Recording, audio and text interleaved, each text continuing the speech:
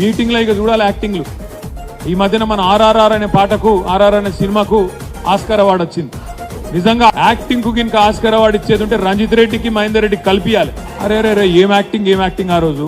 నేనంటే మహేందర్ రెడ్డితో ఓ పని చేయి పోయి, నువ్వు ఊకే వాళ్ళు వీళ్ళు అనుకుంటాను కదా, జర చెప్పు, నేను పార్టీలో ఉంటున్నా, గట్టిగా నిలబడతా అని చెప్పు అనమన్నా. ఆయన ఏం చేసిండు ఎరికైనా, మైక్ తీసుకొని ఇగో అందరు వాళ్ళు వీళ్ళు మాట్లాడుతుర్రు, నేను రంజిత్ రెడ్డి ఇద్దరం పార్టీకి వెళ్ళిపోతామని మాట్లాడుతున్నారు అని మొదలుపెట్టిండు. రంజిత్ రెడ్డి గబుక్కున్న లేచిండు, నా గురించి ఎందుకు మాట్లాడుతున్నావు, నీ గురించి మాట్లాడుకో అన్నాడు.